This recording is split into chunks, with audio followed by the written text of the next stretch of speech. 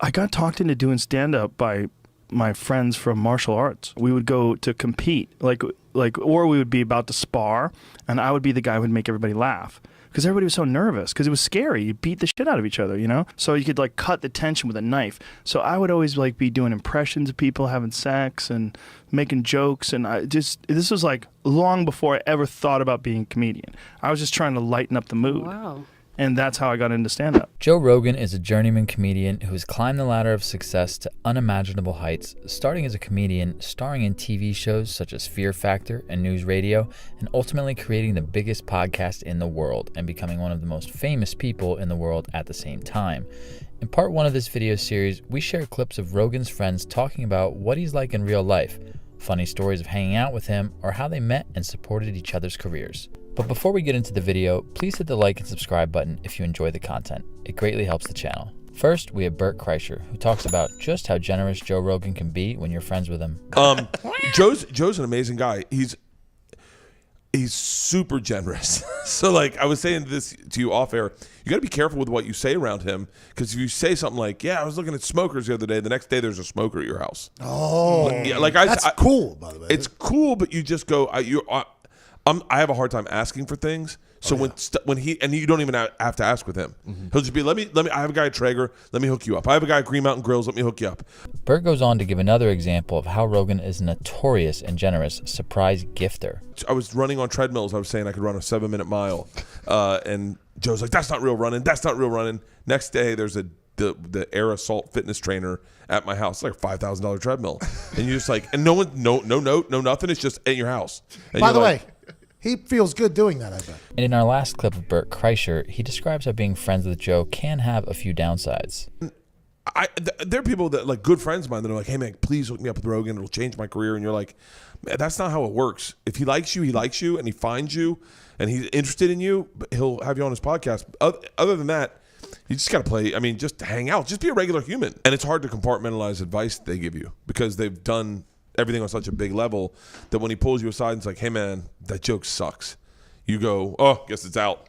As opposed to you'd fight for it if it was just an average friend. Next, we have Duncan Trussell, who is known as being a true friend of Rogan's, and here he clearly explains how and why Rogan is a true friend to him and a mentor.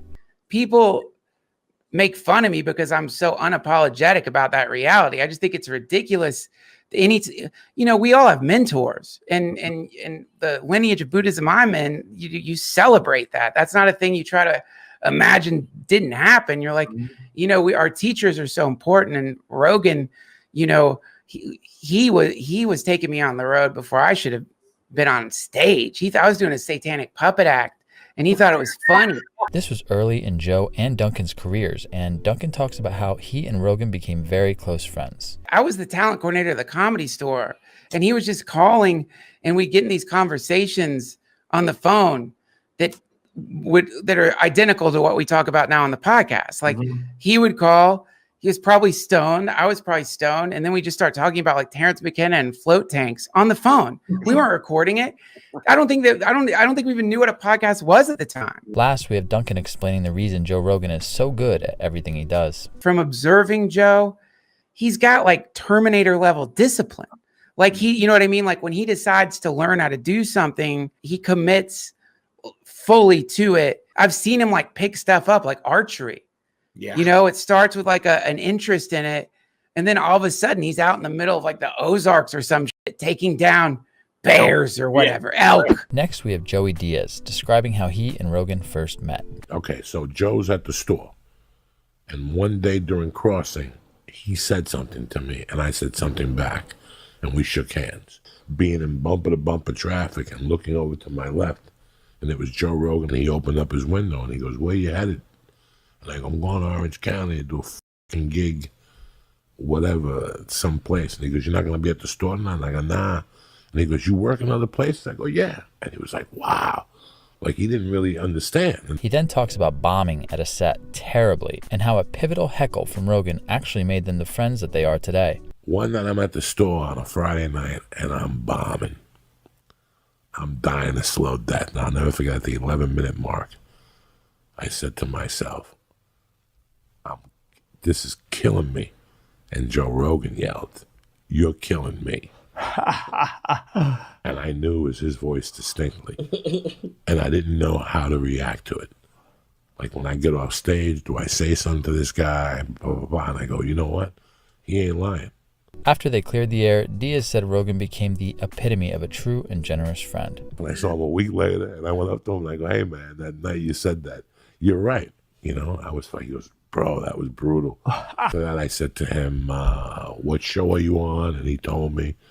And he was like so courteous. He goes, if you want, come watch a taping.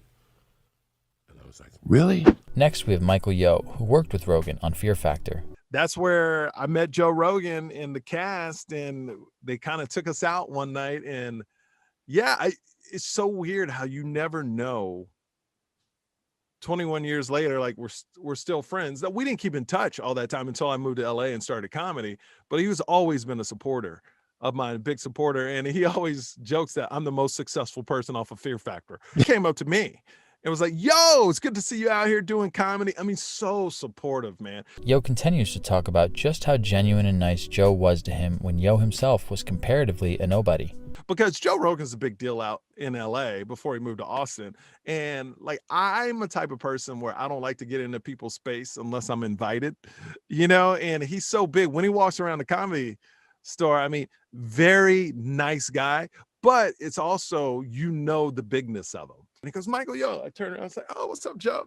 And then he said, you need to be on my podcast. And that was the first time I ever got on his podcast. Literally just bumping into him. Next is Andrew Santino on his podcast Bad Friends with Bobby Lee, talking about what it's like being friends with Joe Rogan when going out to a restaurant. I go inside and I go, hey, we're looking to get a table. There's 4 of us. And she's like, we're totally booked. Like, it's, what do you, like, she's looking at me like I'm a moron. Yeah. And I go, I know it's late, a late night thing. But is there any way it's, Joe Rogan? Like, Joe is here if we're in town doing the UFC and you know? Yeah. And she goes, no, yeah, I'm sorry. There's nothing like that. I don't know what you, she thinks I'm full of it. Santino goes on about how he patiently waits for Rogan to try and get that same table and describes what happens next. Joe goes over there. He's like, what's the deal? Is there any way we can sneak somewhere in here at all? Yeah. He's being so polite, so nice. And she's like, I don't have any, dude, before she can finish her sentence, you see a guy, I mean, it's like out of a movie. He's like talking to guests in like a nice suit. And then he turns and he sees Joe and he's like,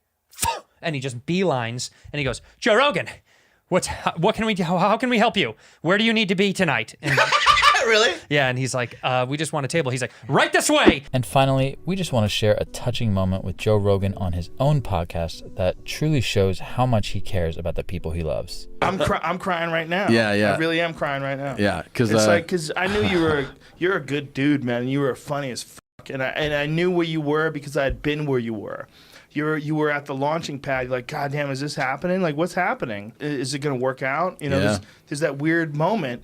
And, you know, and I had already been there before, and we were friends. And I was like, dude, it's going to work. You're going to do it, 100%. I think about that all the time, man. I really do. That's it for today's video. Please like, subscribe, and share if you enjoyed the content. We greatly appreciate it, and we'll see you on the next one.